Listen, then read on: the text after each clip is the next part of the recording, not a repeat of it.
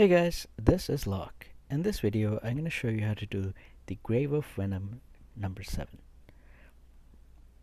To do this, I'm actually using these 5 units, no legendaries, 4 epics, and 1 rare. Everyone is level 70 except for Garius, who is my main tank, who is level 84. I'm just going to briefly go over their equipment so you can kind of take a look. You can pause and take a look at it in more detail if you want. There are 2 things that I want to kind of point out to right at the start.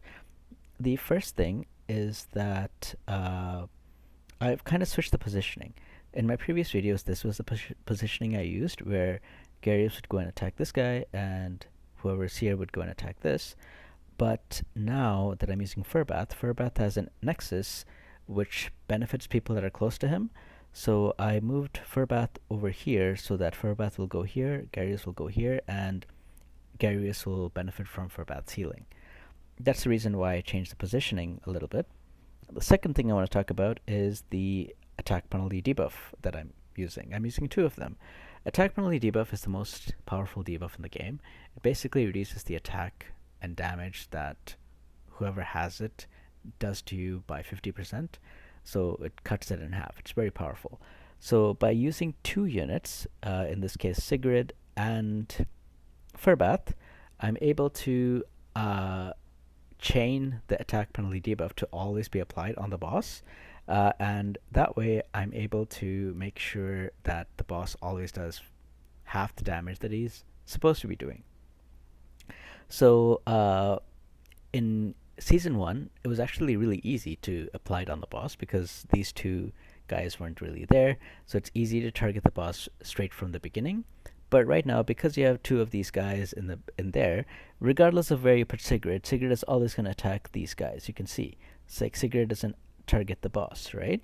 So it's a little bit more harder to get it on the boss, and you have to use AoE units that can use attack penalty debuff to make sure that you consistently let it on the boss.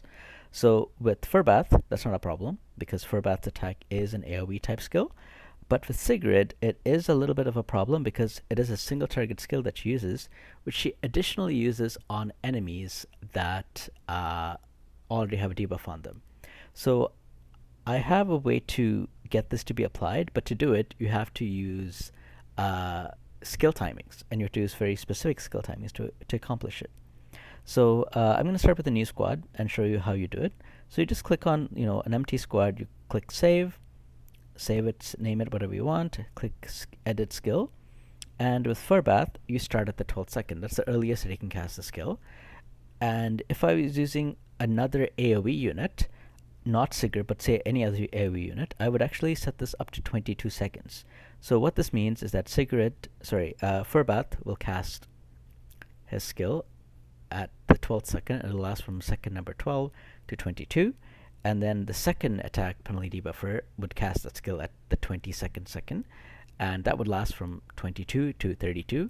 And then Furbath will cast his because it would be off cooldown. And it would last from 32 to 42, and so on and so on. Basically, you have 100% coverage. But because I'm using Sigrid in this case, Sigrid has to cast her skill before Furbath's skill runs out. So to accomplish this, I will actually lower the time that she uses it by half a second. So instead of casting it at the 22nd second, she's going to cast it at 21.5. And I also want to make sure that they're both casting it exactly 20-second intervals, not any more or less, to make sure that this kind of stays consistent. So that's really all the high-level stuff that I had to say. Actually, there's one more thing. You also want to make sure that you're able to cast these debuffs on the boss. The boss requires an accuracy of 170 or higher, so I wanted to make sure that Furbath and Sigrid have accuracy that's more than 170, taking into account the food item that I just used, which gives me an additional 15 accuracy. So with that, I'm going to start this battle. Actually, the reason it's asking me for equipment is because I don't have any of these runes equipped on them. I didn't really farm these runes anyway, and I wanted to show that it's possible to do it without the runes. I mean, I'm using level 70s mostly, so there's a lot of room to improve still. You can level all of them up to level 90, and some of them are still using blue equipment. and no runes, so you can equip all of that stuff to bring their stats up if you're having trouble. But even with what I have right now, you can do it. So this is how I was able to do it. This is how I was able to figure it out. Um, you can use any two attack debuffers. You don't have to use Sigrid, and you don't have to use Furbath. There are lots of choices. Maybe at the end of the video, I'll show you how you can find the units that can cast these attack penalty debuffs. Okay, so Sigrid for some reason didn't actually, her attack penalty debuff didn't go off for some reason. That's okay. Hopefully it goes off more often than not. Hopefully. Um, and for Rava, I mean, I'm using Rava as like my main damage dealer. As you can see, he's doing the most damage, but you can use anyone. I just happen to use Rava because I already had Rava skilled. So you can use anyone. I mean, if you have a legendary that does a lot of damage, that would be the perfect slot to put them in and take advantage of that. But yeah, I mean, okay, so maybe I would need a little bit more than 170 accuracy to make sure that I'm always uh, able to get this off to to make sure that when my units casted they don't miss, which seems to be happening. Um, but yeah, I mean that's really it. I'm using a lot less healers in this stage than I did with the stage 6 video. If you look at the stage 6 video, I had like 4 people that could heal, right? But in this case, I'm using attack penalty debuffers, so I don't actually need as much healing because the boss is doing significantly less damage than the boss would be otherwise, right? Um, yeah, maybe I need a little bit more accuracy, I guess, to make sure that this sticks because it's the attack penalty is not going off as often as I would like, or I made a mistake in the calculation. I don't think I made a mistake in the calculation, so I just think that it's missing sometimes, or something like that. What else? I mean that's really all the notes. The other thing that you want to make sure is obviously that you have a time limit. So I actually noticed that most of the time I finish this battle with like less than a minute left, sometimes less than 30 seconds left. So that might be another issue that that you might not have enough damage output to beat this boss. So I mean in that case, if that was the case with me, it's a very easy fix. All I have to do is level up my damage dealers, right?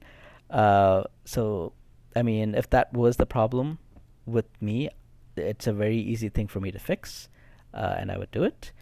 But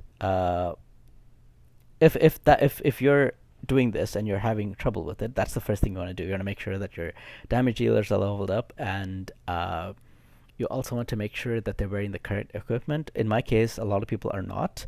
Like I have not farmed the correct attack percent pieces or defense percent pieces for the people that need it. I'm just using whatever I happen to have from whatever I had before, uh, and equip the best thing that I can to go with it. Um, Yeah. So I mean, there's a lot of room to improve. If you're having trouble with it, like don't worry about it. It's not a rush. We already played the first season. We know that there's a lot of time in between. That's like a lull. So there's no rush to do this. And so I haven't, like last time when I played, I spent a lot of gems on bread refreshes, and I bought the Walker Trials Walker pack because I wanted to make sure that I wanted to get all the stuff as early as possible, blah blah blah. But this time around, I'm like, okay, what's the point? Like either way, I'm going to have a lull. Like I'm going to get all this stuff done, and then it's just going to be farming this over and over and over again.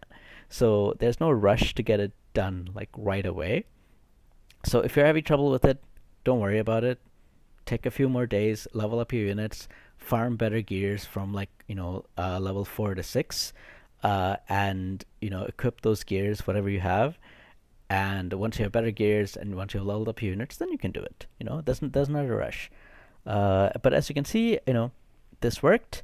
Uh, so I will also go to the statistics in case anybody wants to take a look at this. And then I will show you how to check units that have the attack penalty debuff. So you go to gallery, and then you go to this filter button over here, and then you choose attack penalty debuff. So these are all the units that have attack penalty debuff, but some of them have attack penalty 1 and some of them have attack penalty 2. So you want to make sure that the units that you're choosing to use have attack penalty 2, because it's a huge difference. Attack penalty 1 only reduces the attack by 25%, and attack penalty 2 reduces the attack by 50%. Huge difference, right? Once you've done that, once you've put this on there, maybe you can even like choose by elements if you want to make sure that the units that you're using have a 5-element synergy. Yeah.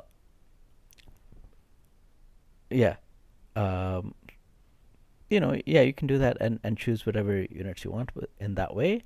I think that's it for this video. I don't really have anything else to add. I mean, the two main things is the positioning. I mean, I already talked about positioning in the previous videos as well. I haven't changed the positioning too much. The only thing I did was move Furbath over from the right side to the left side. But the biggest thing that I want to mention, because it's the first time I'm mentioning it in Season 2, is this attack penalty and how you can chain it.